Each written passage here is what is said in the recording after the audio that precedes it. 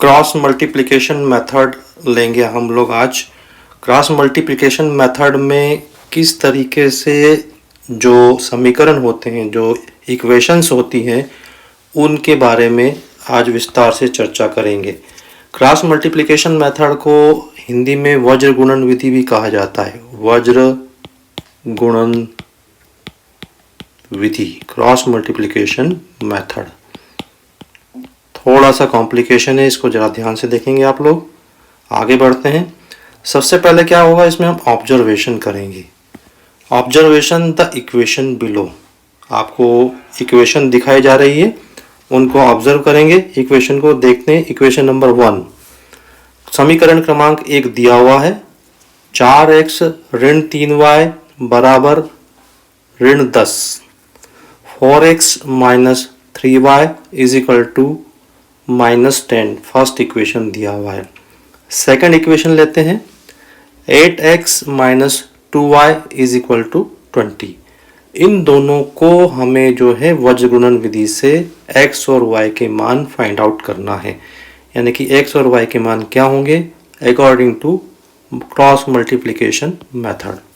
आइए देखते हैं, आगे बढ़ते हैं। Arranging above equation 1 and 2 in form of, आपको मालूम होना चाहिए क्रॉस मल्टीप्लिकेशन मेथड में दोनों ही इक्वेशन को, दोनों ही समीकरणों को a plus b plus c के फॉर्म में व्यवस्थित करेंगे, अरेंज करेंगे। आइए, a plus b plus c is equal to 0, दोनों इक्वेशन को सेट करते हैं। तो जो इक्वेशन बनेगी, पहली इक्वेशन बनेगी नंबर 1 की, फर्स्ट की, जैसा आपको दिखाई दे रहा है। 4x minus 3y plus 10 is equal to 0। ये जो माइनस का 10 है वो हम यहाँ लेके आएंगे, तो माइनस का 10 हो जाएगा प्लस का 10। तो पहला इक्वेशन हमने अरेंज किया है और फॉर्म है a, b और c plus plus plus. a, b, c के प्लस के रूप में हमने इसको अरेंज किया है। तो a की प्लेस पर है 4, b की प्लेस पर है 3 और c की प्लेस पर है 10। फर्स्ट इक्वेशन को अरेंज किया। सेकंड देखते हैं। मैं समझ रहा हूं कि आप लोगों को अच्छी तरह से समझ में आ रहा होगा। यदि समझ में आ रहा है तो आप यस जरूर सेंड कीजिए ताकि मुझे अंदाज़ा हो जाए। अब इक्वेशन नंबर सेकंड को हम सेट करेंगे। वो इक्वेशन नंबर सेकंड है 8x minus 2y is equal to 20। अब ये 20 भी चेंज करके हम इधर लेके आएंगे लेफ्ट हैंड साइड पे, तो ये प्लस का 20 है, ये यहाँ आएगा तो माइनस का हो जाएगा। तो a plus b plus c के फॉर्म में इसको अरेंज किया हमने। 8x minus 2y minus 20 is equal to 0। दोनों और 0 हम लेकर के आ गए। a plus b plus c के फॉर्म में ये दोनों इक्वेशन आ गई हैं। आगे चलते हैं। Cross multiplication equation will be below. अब यहाँ पर देखें आप कि जो a है ये फर्स्ट इक्वेशन में है, यहाँ पर 4x फर्स्ट इक्वेशन में माइनस 3y है, फर्स्ट इक्वेशन में प्लस 10 है। तो इन सब के लिए अपन a1, b1, c1 यूज़ करेंगे। जैसा कि आपको यहाँ दिखाई दे रहा है, a1 के साथ x है, b1 के साथ y है और c1 है और 0 है। तो कांस्टेंट जो होगा वो c1 रहेगा और जो वेरिएबल के साथ कांस्टेंट है वो a1x प्लस b1y रहेंगे। आप अच्छी तरह से समझ रहे होंगे। यदि समझ रहे हैं तो यस सेंड कीजिएगा। फिर सेकंड इक्वेशन को अरेंज करते हैं। वहाँ पर चूंकि सेकंड नंबर का इक्वेशन है, इक्वेशन नंबर 2 है, इसलिए इक्वेशन नंबर 2 में हम a के बाद लिखेंगे a2, b2 और c2। तो फर्स्ट इक्वेशन में 1 1 आएगा और सेकंड इक्वेशन में आएगा 2 2 2। a2x plus b2y plus c2 is equal to 0। इस तरह से क्रॉस मल्टीप्लिकेशन में सबसे पहले हम अरेंज करते हैं। अब यहाँ देखें आप कि a के प्लेस पर क्या है, यहाँ पर 4 है, तो a is equal to a की जो वैल्यू होगी वो 4 हो जाएगी। अब यहाँ देखें आप b के प्लेस पर यहाँ 3 है, ऊपर 3 है, तो b की वैल्यू कितनी हो जाएगी, 3 हो जाएगी। अब यहाँ देखें आप c के प्लेस पर यहाँ क्या है, 10 है, 10 है, तो c की वैल्यू 10 हो जाएगी। मैं इक्वेशन नंबर 1 की बात कर रहा हूँ। a के प्लेस पर 4 है, यहाँ आपको ये दिख रहा है, तो a की वैल्यू 4, b के प्लेस पर यहाँ 3 है तो b की वैल्यू 3, C की वैल्यू 10 हो जाएगी। फिर यहाँ सेकेंड इक्वेशन में देखें तो A के प्लेस पर कितना है, यहाँ पर ये देखिए 8 है, ये 8 है, तो A2 की वैल्यू क्या हो जाएगी 8 और B2 की वैल्यू हो जाएगी 2 और C2 की वैल्यू हो जाएगी 20। इस तरीके से ये सब की वैल्यू यहाँ पर हमें मालूम चल गई है। आगे बढ़ते हैं, आपको समझ में आ रहा है तो यस जरूर सेंड कीजिएगा। According to the cross multiplication method the value of, हम देख रहे हैं पीछे मैंने आपको बताया अभी, A1 की वैल्यू उसके प्लेस पर 4 है, वेरी इजी, और B1 की वैल्यू -3, C1 की वैल्यू 10, A2 की वैल्यू 8, B2 की वैल्यू -2 और अंत में C2 की वैल्यू यहाँ पर दिखाई दे रही है हमको 20। नाउ समराइज्ड वे में क्रॉस मल्टीप्लिकेशन मेथड को हम देखेंगे। हमें एक चीज़ ध्यान रखना है, BC यानी ब्राउन कैट के रूप में इसको याद रखना है। ब्राउन कैट यानी कि भूरी बिल्ली, ये मैं आपको एक क्लू दे रहा हूँ, आपको हमेशा याद रहेगा। इससे BC के रूप में हमको देखना है। यदि हम पीछे जाएं वापस से और देखना चाहें तो ये जो दोनों इक्वेशन दी हुई है 4x - 3y पहली इक्वेशन है, +10 = 0, 8x - 2y - 20 = 0। यदि इसमें हम ये जो हमने अरेंज किया है a1x + b1y + c1 = 0, तो यहाँ पर हम क्या करेंगे कि इनको इक्वेट करेंगे, इक्वेशन को इक्वेट करेंगे। इक्वेट करने के लिए क्या होता है, इक्वेशन जो फर्स्ट है उसमें हम मल्टीप्लिकेशन करेंगे a2 का और जो इक्वेशन सेकंड है उसमें हम मल्टीप्लिकेशन करेंगे a1 का। तो आगे जो मैं आपको दिखाने जा रहा हूँ ये a2 और a1 के इक्वेटिंग करने के, मल्टीप्लिकेशन करने के कारण जो समराइज्ड वे बनेगा वो समराइज्ड वे आपको मैं बता रहा हूँ, समझा रहा हूँ। उसका हम निचोड़ निकालेंगे तो x के बटे में आएगा b1 b2 c1 c2। इस तरीके से समराइज वे में हमको इसको केवल याद रखना है कि x के अपॉन में आएगा। जब हम कैलकुलेशन करेंगे उसको गुणा करने के बाद, गुणक करने के बाद, सब्ट्रैक्ट या ऐड करने के बाद, तो उसका जो कंक्लूजन निकलेगा वो कंक्लूजन ये रहेगा x upon b1 c1 b2 c2। तो आप ब्राउन कैट याद रखेंगे तो आपको b1 c1 और b2 c2 के रूप में इसको देखना है। ठीक है, आगे चलते हैं।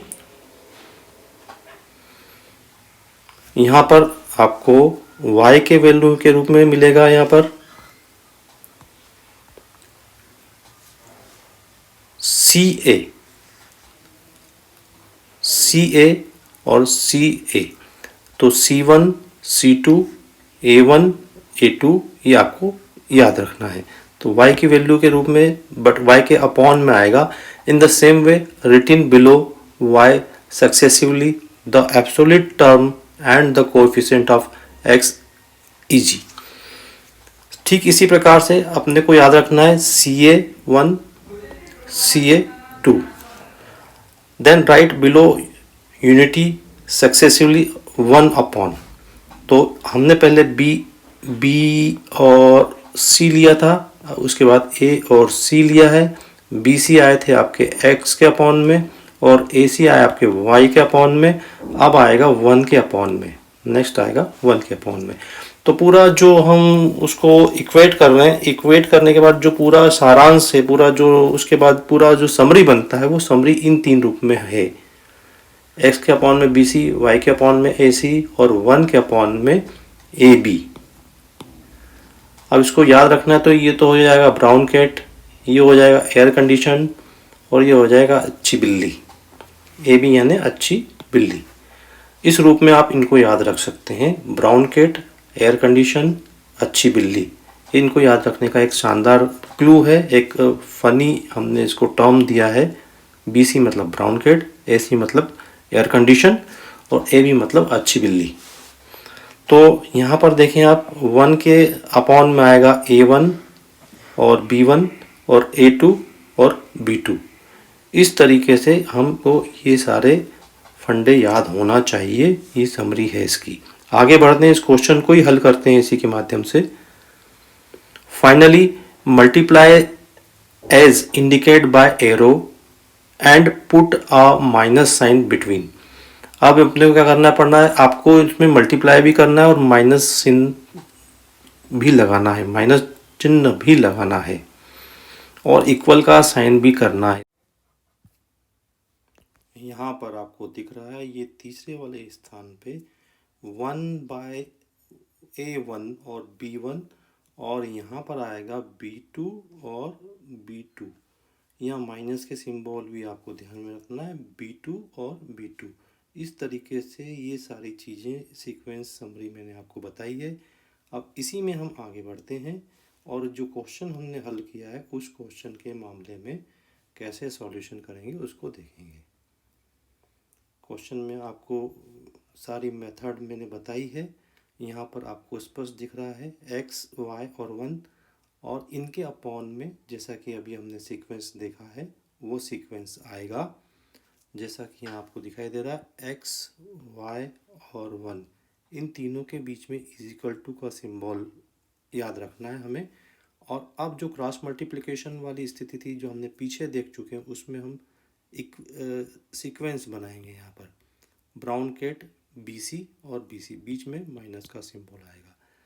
AC एयर कंडीशन बीच में माइनस का सिंबल आएगा। अच्छी बिल्ली और बीच में माइनस का सिंबल आएगा AB। यहाँ पर ये ध्यान रखना है कि यहाँ पर B के साथ 1 और C के साथ 2 आएगा। जैसे क्रॉस मल्टीप्लिकेशन आप पीछे जा कर के देखेंगे जब वीडियो को तो आपको मालूम पड़ जाएगा कि B1 C1 के क्रॉस मल्टीप्लिकेशन के कारण ये एक सीक्वेंस बना है यहाँ पर और B2 और C1 के क्रॉस मल्टीप्लिकेशन के कारण ये सीक्वेंस बना है यहाँ पर। AC और C1 के क्रॉस मल्टीप्लिकेशन के कारण ये सीक्वेंस और A1 C2 और B1 B2 और A2 B1 का सीक्वेंस बना है। इनको याद रखने का सबसे अच्छा तरीका मैं आपको बताता हूँ। जैसे मान लीजिए हम लिख रहे हैं यहाँ पर x और यहाँ पर लिख रहे हैं y और यहाँ पर लिख रहे हैं हम 1। तो जो आपको दिखाई दे रहा है यहाँ पर BC और ये BC ब्राउन कैट, पहले 1 2 ले लें, फिर उसका अपोजिट 2 1, फिर उसका अपोजिट 1 2 का फिर अपोजिट 2 1 और यहाँ पर 2 1 का अपोजिट 1 2, फिर 1 2 और 1 2 का अपोजिट 2 1। तो यानी पहला वाला जो आपको एक x का मामला जो दिखाई दे रहा है और 1 का जो मामला दिखाई दे रहा है उसमें 1 2 और 2 1 चलेगा, 1 2 और 2 1 चलेगा यहाँ पर। लेकिन यहाँ पर उसके अपोजिट मामला चलेगा, 2 1 पहले आ जाएगा और 1 2 बाद में आ जाएगा।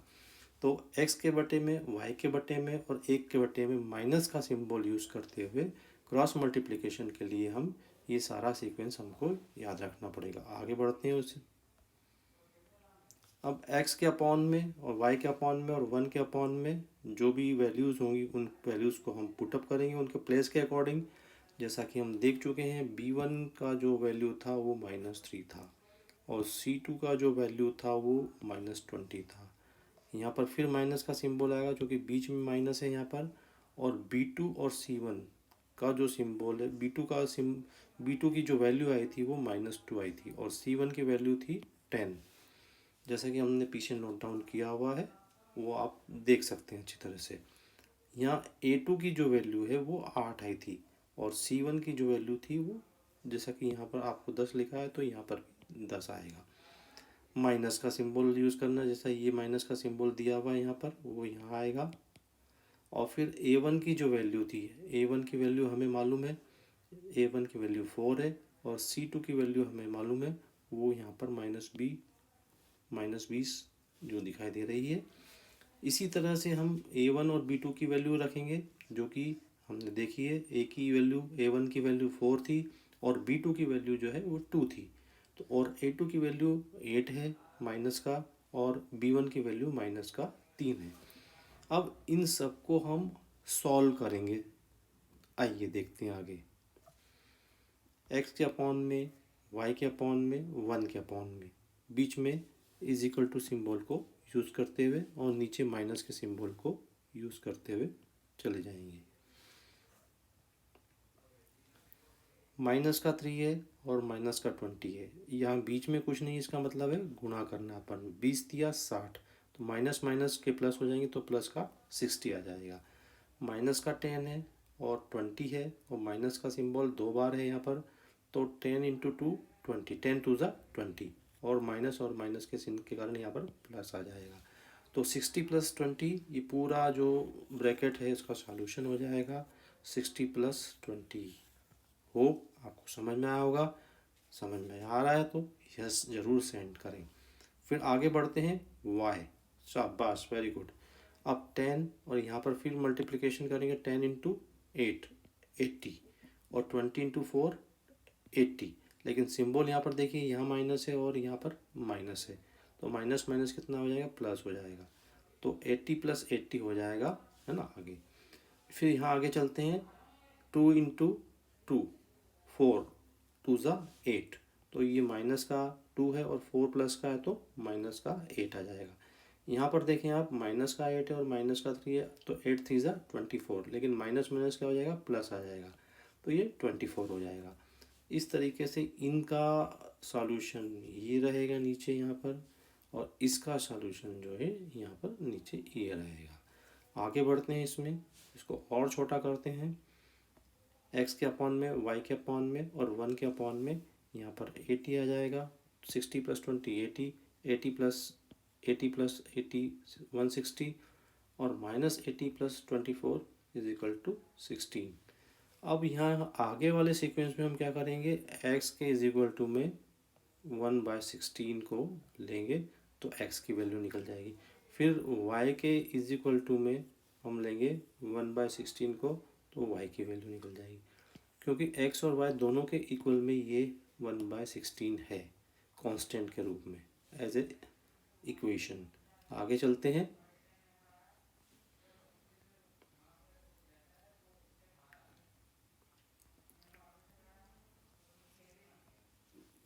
x अपॉन 80 इक्वल टू, जैसा मैंने आपको बताया पीछे, 1/16, इसको सॉल्व करना है हमको, तो क्रॉस मल्टीप्लिकेशन हो जाएगा 16x is equal to 18, 16x is equal to 18, 16x बराबर 80, तो x की वैल्यू कितनी हो जाएगी, 16 से कैंसिल हो जाएगा 5 टाइम, x की वैल्यू हो जाएगी 5।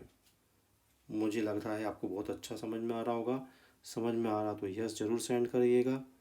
फिर हम लेते हैं y के इक्वल में 1 की वैल्यू, y की वैल्यू y के लिए y/160 और is equal to 1/16, cross multiplication करेंगे 16y हो जाएगा, और इसका क्रॉस मल्टीप्लिकेशन करेंगे तो 160, y is equal to 160 upon 16, 16 से ये कैंसिल हो जाएगा 10 टाइम, तो y की वैल्यू हो जाएगी 10, तो x की वैल्यू 5 और y की वैल्यू x। इस तरह से क्रॉस मल्टीप्लिकेशन मेथड में आंसर रहेगा आपका x इज इक्वल टू 5 और y is equal to 10।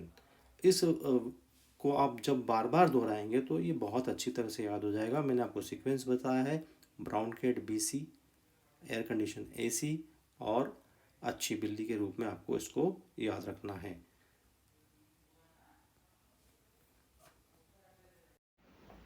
Dear students, जैसा कि मैं आपको पहले भी बताता आया हूँ और बताता रहा हूँ कि जो वस्तुनिष्ठ हैं वो बहुत ही महत्वपूर्ण है हम लोगों के लिए, और 5 नंबर सीधे सीधे वस्तुनिष्ठ में यानी ऑब्जेक्टिव टाइप क्वेश्चंस में हम कबाड़ सकते हैं। तो आज उन्हीं वस्तुनिष्ठ में हम जो यूनिट नंबर फर्स्ट है उसका चैप्टर नंबर सेकंड है, सेकंड नंबर का जो चैप्टर है उसका परसेंटेज वाला जो चैप्टर है उसके ऑब्जेक्टिव लेते हैं। आप भी मेरे साथ साथ हल करते जाएंगे और देखेंगे कि कौन कौन लोग जो है सही आंसर देते हैं। तो पहला वस्तुनिष्ठ लेते हैं नंबर 1 पे, फर्स्ट नंबर पे। देयर आर 80 स्टूडेंट्स, कुल छात्रों की संख्या एक कक्षा में 80 है और 80 में से 64 छात्र जो पास्ड स्टूडेंट हैं वो 64 हैं। तो बताइए कि पास का परसेंटेज क्या होगा, what is the percent of passed student. एक बार फिर से क्वेश्चन रिपीट कर देता हूँ। 80 छात्र हैं, there are 80 students in a class, and from them 64 student got passed. What was the percentage of passed student? इस क्वेश्चन का हल आपको करना है, मेरे साथ साथ देखते जाइएगा। देखते हैं सबसे पहले कौन आंसर देता है। आपको मालूम है 80 में से 64 छात्र पास हुए हैं, तो इसमें हम चूँकि जमाएंगे, चूँकि 80 में से पास होते हैं 64, इसलिए 100 में से कितने। Since out of 80 students 64 student got passed and how much passed from 100। देखते हैं इसका आंसर आपका सही आया कि नहीं। यहाँ पर आपको स्क्रीन पर दिखाई दे रहा है 64 इंटू 100 अपॉन 80। तो 80 से कैंसिल हो जाएगा 64, और 0 से 0 कैंसिल हो जाएगा 100 के 0 से। तो 80% स्टूडेंट इसका आंसर रहेगा। देखते हैं किन किन लोगों ने सही आंसर दिया। वेरी गुड, जिन लोगों का 80% आया है वो बिल्कुल सही हैं, बिल्कुल सही हैं। अपने आप को शाबाशी दीजिए जिनका 80% आया है। तो 80 में से यदि 64 छात्र प्राप्त होते हैं तो 64/80, 64/80 गुणित 100, इसका हम आंसर निकालने के लिए इसका प्रोसेस करेंगे। तो आंसर आएगा 80। गुड, शाबाश, वेरी गुड। नेक्स्ट ऑब्जेक्टिव लेते हैं हम लोग। नेक्स्ट हैगा कि 4/5 यानी 4/5 किसके बराबर है। परसेंटेज का क्वेश्चन है चूँकि, और परसेंटेज के लिए तो हम जानते ही हैं कि हमको 100 से मल्टीप्लिकेशन कर देना चाहिए। बताइए कितना आंसर आएगा। मैं आपके आंसर का वेट कर रहा हूँ, आंसर दीजिए प्लीज़। 4/5 कितने प्रतिशत के बराबर है। बिल्कुल सिंपल है, करना है आपको, आंसर दीजिए। देखिएगा क्या 20% के बराबर है, या 40% के बराबर है, या 60% के बराबर है, या 80% के बराबर है। आंसर निकालते हैं। चलिए इसका आंसर आएगा 80%। क्यों आएगा 80%? क्योंकि आपको पूछा गया है 4/5, तो जो 4 है उसमें मल्टीप्लिकेशन करना है आपको 100 का, और डिवाइड करना है 5 से, यानी 4 में गुणा करना है 100 का, तो हो गया 400, और 400 को आप डिवाइड करेंगे 5 से, तो आपका आएगा 80%। शाबाश, जिन जिन लोगों का घर पे कैलकुलेशन निकला 80%, उनका आंसर बिल्कुल सही है। वो अपने आप को फिर से पीठ थपथपा के शाबाशी देंगे, बिल्कुल सही है, वेरी गुड, 80%, शाबाश। नेक्स्ट क्वेश्चन लेते हैं, question number 3। Objective type question है ये भी। 12.5%, 500 का 12.5% कितना होगा। 12 and 1/2 ऑफ 500 इज़। बहुत ही सिंपल क्वेश्चन है, फ्रैक्शन में दिया हुआ है। 12 इंटू 2 कर लेंगे आप, निकालना है आपको। देखते हैं किसका आंसर सही आता है। 12.5 ऑफ 500 इज़, 500 का 12.5% क्या होगा, देख लेते हैं। 60 होगा, या 52 होगा, या 62 होगा, या 62.5 होगा। Yes, hurry up please. Good, very good. देखिए इसका आंसर क्या आएगा, 62.50, 62.5 इसका आंसर रहेगा। कैसे रहेगा, 500 अपॉन 100, हमने वो जो फ्रैक्शन था उसको करेक्ट किया है। 12 दूना 24 और 25/2, तो 500 का 25/2 निकालेंगे, और मल्टीप्लिकेशन में हम नीचे 100 लिखेंगे। 500/100 इंटू 25/2, तो इस तरह से कैंसिल करने पर आंसर आएगा 62.50। इसका आंसर रहेगा 62.50। वेरी गुड, शाबाश। कई लोगों ने अच्छा हल करने की कोशिश की है, उनको मैं बधाई देता हूँ। आगे बढ़ते हैं हम धीरे धीरे, और लेते हैं अगला क्वेश्चन। आपके सामने स्क्रीन पर है। किसी स्थान की जनसंख्या, population of a certain place, 7680 से बढ़कर के 7680 से बढ़कर 8064 हो गई, है ना। Population of a place increased from 7680 to 8064। तो कितना परसेंटेज उसमें इंक्रीमेंट हुआ, कितनी उसमें वृद्धि होगी। क्वेश्चन में फिर से रिपीट कर देता हूँ आप लोगों के लिए। कॉपी पेन के साथ तैयार रहें। सही आंसर देखते हैं। सबसे पहले कौन देता है, जनसंख्या है 7680, और वो बढ़ करके हो गई है 8064। तो बताइए कितना परसेंटेज वृद्धि हुई। हरिया, गुड, आंसर के लिए आप तैयार हैं, बताइएगा। कौन सा आंसर सही है? 4.76%, 5%, 7.5% और 10%। चलिए इसका आंसर देखते हैं। इसका आंसर है 5%। जिन जिन लोगों का 5%, वेरी गुड, शाबाश। कुछ लोगों का आंसर आया 5%, वो 5% बिल्कुल सही है। देखते हैं इसको आप कैसे हल करेंगे। 5% कैसे सही होगा? आगे बढ़ते हैं। 8064 में से माइनस करेंगे हम सबसे पहले, तो 384 का इंक्रीमेंट हुआ है। 384 बढ़कर जनसंख्या हुई है। 7680 से 384 बढ़े हैं और वो जनसंख्या हो गई है 8064। अब 8064 जो जनसंख्या बढ़ी है तो कितने पर वृद्धि हुई ये देखना है अपने को। तो पूर्व पहले की जो जनसंख्या थी, पूर्व की जो जनसंख्या थी वो 7680 थी, तो उसको बेस बनाएंगे हम। 384 का इंक्रीमेंट हुआ है 7680 पर, तो 100 पर कितना होगा? तो 384 गुणित 100 बटा 7680।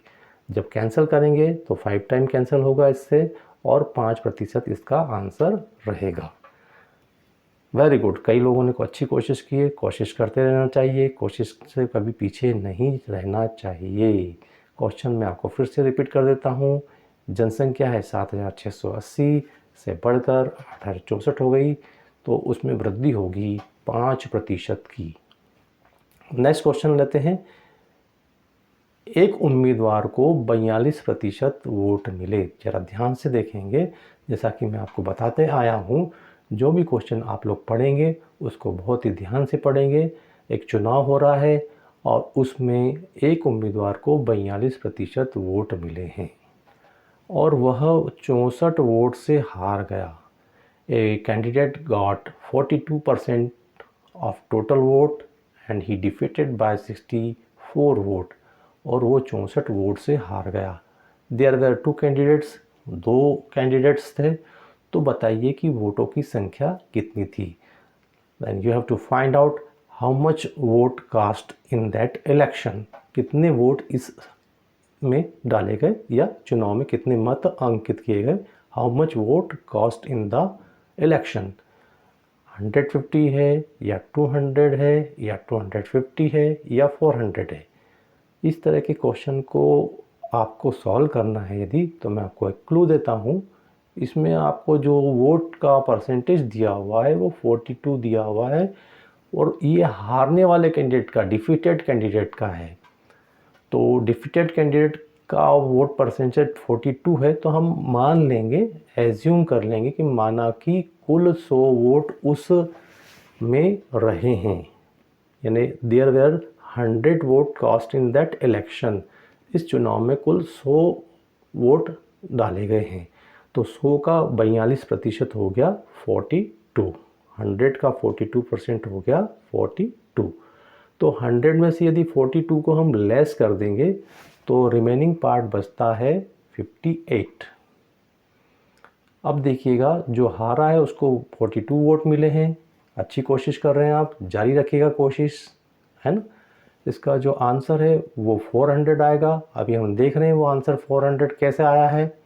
तो 100 में से हमने माइनस किया है 42, तो 58 मिले विनर को, हारने वाले को मिले 42 और जीतने वाले को मिले 58। अब देखेंगे दोनों का अंतर कितना है। जीतने वाले को जब 58 मिले हैं और हारने वाले को 42 मिले हैं, तो दोनों का अंतर कितना है? 16 का, क्योंकि 58 में से हम माइनस करेंगे 42। वेरी गुड, शाबाश, अच्छा ट्राई कर रहे हैं आप लोग। जिनका आंसर 400 आया है वो 400 बिल्कुल सही है, वेरी गुड देंगे अपने आप को। तो 58 में से हमने माइनस किए 42, तो डिफरेंस है 16 का। हार और जीत का अंतर है वो 16 का है, जबकि क्वेश्चन में दिया हुआ है 64 वोट से हारा, डिफीटेड बाय 64 वोट्स। तो यहाँ पर देखना है हम, since 16 is the different than actual vote fair 64। चूँकि 16 वोटों का जो अंतर है, 16 वोटों का जो अंतर है तो 64 के बराबर है, तो इसलिए 100 है तो कितना। इस तरीके से 100 इंटू 64 डिवाइडेड बाय 16। 16 से 4 बार कट जाएगा, कैंसिल हो जाएगा, 16 चौक 64। इसमें आपको देखना है, यहाँ पर हमने ये आंसर निकाला है। तो आंसर रहेगा 400 वोट अंकित किए गए। There were 400 vote cast in that election. तो क्वेश्चन में सोचता हूँ आप सभी को अच्छी तरह से समझ में आ गया होगा। 100 माइनस करना 42, जीतने वाले को मिले 58, और फिर दूसरी ओर 58 और 42 का अंतर 16 हो सकता है आपको समझ में आ गया होगा। बहुत शाबाश, कई लोगों को अच्छा समझ में आया है। तो 16 चूँकि डले हैं वोट, 16 का जो अंतर है 64 के बराबर है। हमने 100 एज्यूम किया 100, तो इसलिए 100 पर कितना आएगा, तो जो 64 वोट है उसका 100 से हम मल्टीप्लिकेशन करेंगे और डिवाइड करेंगे उसको 16 से, तो 400 वोट्स हमको एक्चुअल वोट्स मिल जाएंगे। क्योंकि 100 वोट डले होंगे तो टोटल वोट कितने रहे होंगे, जब 16 के बराबर है 64 तो 100 के बराबर कितने रहे होंगे, how much will be the vote casted. Next question लेते हैं, या फिर चुनाव वाला क्वेश्चन है ये। एक उम्मीदवार है और उसको 65% वोट मिले हैं, यानी एक कैंडिडेट गॉट 65% वोट तथा वह 273 वोट से जीत गया। He won by 273 vote, 273 vote से जीत गया। तो आपको ये बताना है कि कुल कितने वोट डाले गए थे। तैयार है आपका कॉपी पेंसिल? शाबाश, वेरी गुड। क्या 420, 240, 380 या 910? ओके, आंसर का वेट कर रहा हूँ, फटाफट से आंसर दीजिएगा। जिन लोगों का आंसर निकला है 910 वो बहुत भाग्यशाली हैं, उन्होंने सही तरीके से समझा इस क्वेश्चन को। शाबाश, वेरी गुड। एक उम्मीदवार को 65 वोट मिले हैं तथा 273 वोट से वो जीत गया है। तो इसको क्वेश्चन को सॉल्व कर लेते हैं, आप मैच कीजिएगा। माना कि 100 वोट थे और 100 में से 65% वोट मिले, तो जो हारने वाला है उसको शेष 35% वोट मिले। जीतने वाले को 65% वोट मिले और हारने वाले को 35% वोट मिले। 100 में से 65 को लेस कर दिया हमने तो 35 वोट मिले 65 में से। तो इस तरह से जो 65 वोट मिले हैं उन, और जो जीता है उसको 65 वोट मिले और जो हारा है उसको 35 वोट मिले। दोनों का अंतर हो रहा है 65 में से यदि 35 को लेस कर दें, माइनस कर दें तो 30, यानी कि जो 30 मतों का अंतर है, 30 वोट का जो डिफरेंस है वो 100 के आप ऊपर है। यानी 273 वोट से वो जीता है, मतलब 30 वोट से जीता है जब हम 100 को आधार बनाते हैं। शाबाश, कई लोग अच्छी कोशिश कर रहे हैं। जिनका आंसर 910 आया है वो बिल्कुल सही कर रहे हैं। चूँकि 30 वोट से जीता है तो वोटों की संख्या 273 है। यदि कुल वोट 100 डले हैं तो वोटों की संख्या कितनी होगी? Since 30 vote is the winning vote equivalent to 270 vote, then how 100 votes if their total vote, how much will be the total vote? 270 multiply by 100 divided by 30। शाबाश, कई लोग अच्छा कर रहे हैं, वेरी गुड, अच्छा कीजिएगा, शाबाश। तो 273 गुणित 100 बटा 30, तो टोटल वोट हो जाएंगे 910 वोट, 910 वोट। इसका आंसर आएगा 910 वोट्स। जिन लोगों का अच्छा हुआ है मैं उनके लिए क्लैप करता हूँ, शाबाश, और कोशिश कीजिएगा। आपको फिर से मैं रिपीट कर देता हूँ क्वेश्चन। एक उम्मीदवार को 65 वोट मिले तथा वह 273 वोट से विजयी रहा, तो बताइए कि कुल कितने वोट डाले गए? इसका आंसर है 910 वोट्स। तो ये परसेंटेज के जो क्वेश्चंस थे काफ़ी अच्छे क्वेश्चंस थे और इसी तरह के क्वेश्चंस एग्ज़ाम में अक्सर आते हैं। आगे हम क्वेश्चन लेते हैं, 2 क्वेश्चन पिछली बार रह गए हैं और वो रेशो से रिलेटेड हैं, उन क्वेश्चंस को भी हम सॉल्व कर लेते हैं। अब 2 क्वेश्चन हम लोग लेते हैं जो मिक्सर यानी मिश्रण से रिलेटेड हैं और बहुत ही शानदार क्वेश्चन है। इन क्वेश्चन को सॉल्व करने में बहुत मज़ा आएगा। 35 लीटर का एक मिक्सचर है। There is a mixture of 35 litre, 35 litre एक मिश्रण है और उसमें मिल्क एंड वाटर, दूध और पानी का रेशो जो दिया गया है वो 4:1 है। यानी कि जो दूध है वो 4 और जो वाटर है वो 1 है। तो मिल्क एंड वाटर का रेशो 4:1 है। क्या आप पेन कॉपी के साथ तैयार हैं? बिल्कुल श्योर, तैयार हो जाइए। तो कुल जो मिश्रण है वो है 35 लीटर और उसमें दूध और पानी का मिश्रण 4 और 1 है। क्वेश्चन की डिमांड है यदि मिश्रण में 7 लीटर पानी और मिला दिया जाए। कितने लीटर? 7 लीटर। दूध नहीं, पानी मिला दिया जाए। 7 लीटर पानी मिला दिया जाए तो दूध व पानी का मिश्रण कितना होगा? फटाफट से करना है आपको। दूध और पानी का मिश्रण कितना होगा? देखिए 35 लीटर टोटल है और 4 और 1 के अनुपात में दोनों हैं, तो 35 पर दोनों का अनुपात निकालना है। 35 में कितना पानी है और कितना दूध है। How much is the water and how much is the milk. तो सबसे पहले मिल्क का रेशो दिया हुआ है। आंसर इसका आप देखिएगा 2:1 आएगा।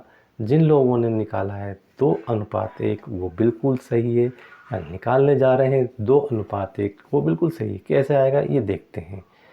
35 लीटर है और अनुपात है 4:1, तो 4 और 1 को जोड़ा आपस में तो 5, तो 4/5 तो है मिल्क और 1/5 है वाटर। अब इसको कैंसिल करेंगे 35 को, 5 टाइम कैंसिल हो जाए, 7 टाइम कैंसिल हो जाएगा 5 से। 5 7 जा 35। 7 का मल्टीप्लिकेशन किया 4 में, 7 का गुणा 4 में किया तो 7 चौक 28। इस तरह से जो मिल्क रहेगा वो 28 लीटर है। अब जब 28 को हम इसमें से 35 में से माइनस कर दें या 5 से कैंसिल करें तो भी 7 लीटर आता है।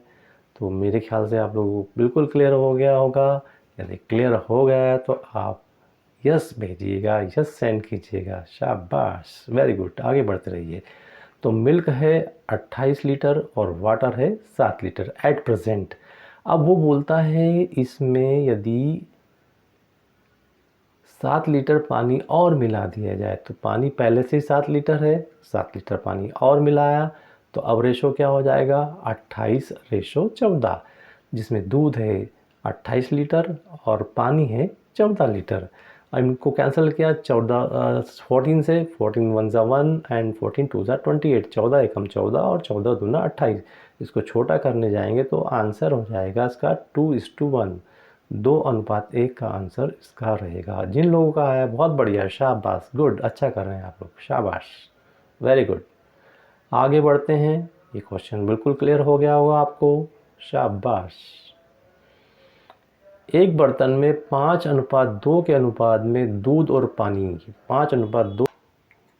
देयर इज ए पॉट, एक बर्तन है, देयर इज ए पॉट, और उसमें 5:2 के रेशो में मिल्क और वाटर है, यानी कि एक बर्तन है और उसमें 5:2, 5:2, 5:2 के अनुपात में मिल्क और वाटर, दूध और पानी का मिश्रण है। और टोटल जो मिक्सर है वो 56 लीटर है, 56 लीटर।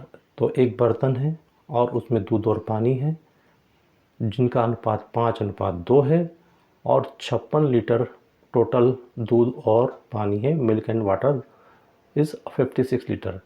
इसमें कितना पानी और मिलाया जाना चाहिए? क्वेश्चन की जो डिमांड है वो देखिएगा कि इसमें कितना पानी मिलाया जाए। ऑलरेडी पानी उसमें 2 अनुपात में हैगा और उसमें कितना पानी मिलाया जाए ताकि दूध व पानी का अनुपात 4:5 हो सके। गाइस, आप क्वेश्चन के लिए तैयार हैं? पेन पेंसिल लेकर, कॉपी लेकर तैयार हैं? सॉल्व कीजिएगा इसको कि पहले जो दूध है और पानी है वो कितना है 56 लीटर में। 56 लीटर में कितना है? वो है 5:2। तो 56 में हम इनकी क्वांटिटी को डिसाइड करेंगे पहले। 56 मल्टीप्लाई बाय 5/7 एंड 2/7, क्योंकि 5 और 2 7 होता है। मिल्क और वाटर कितने हैं? 5 और 2 7, दोनों को ऐड कर लिया, 5/7 एंड 2/7 उनका रेशो है। तो 7 से कैंसिल हो जाएगा 56, 8 टाइम, 8 बार 7 8 56, और 8 में 5 का गुणा करें तो 40 लीटर तो हो जाएगा आपका मिल्क और वाटर हो जाएगा 8 दूना 16, 2 8 जा 16। तो पहले जो पुराना है वो 56 लीटर में कुल 40 लीटर दूध है और 16 लीटर पानी है। अब ये कहता है कि वो कितना पानी और ऐड कर दे उसमें कि रेशो 4:5 हो जाए। फटाफट से सॉल्व कीजिएगा इसको, देखिएगा आपका आंसर कितना आता है, ये मैच कीजिएगा। 4:5 4:5 के रेशो में मिल्क और वाटर चाहिए, यानी 40 लीटर तो उसमें मिल्क ऑलरेडी है ही सही। अब वाटर जो है वो कितना हो सकता है उसमें, 4:5 मतलब 50 लीटर्स। 4:5 means 50 litre. 40 लीटर तो ऑलरेडी है ही, हमें मिला हुआ आंसर यहाँ पर 40 लीटर। अब जो रिमेनिंग पार्ट बचता है वो 50 लीटर वाटर होगा ऑटोमेटिकली। अब 50 लीटर ऑलरेडी उसमें जोड़ना है कितना, तो पहले से पानी कितना लीटर है पुराना, वो 16 लीटर जैसा हमने यहाँ पर निकाला हुआ है, आपको दिख रहा है स्क्रीन पर। 40 लीटर मिल्क है और 16 लीटर वाटर है। अब यहाँ पर देखिए हमने 40:50 आ रहा है। 4:5 को अगर कैलकुलेट करते हैं तो 40:50, तो 50 लीटर पानी और मतलब होना चाहिए 4:5 होने के लिए। तो 50 लीटर में से 16 लीटर पुराना पानी अपन लेस कर देंगे तो 34 लीटर पानी, 34 लीटर पानी और ऐड करना पड़ेगा। होप आपको समझ में आया होगा। शाबाश, जिनका आंसर आया है 34 लीटर वो बहुत शाबाशी के पात्र हैं। Very good, thumbs up to all those who got the answer 34 litre. Happy thoughts.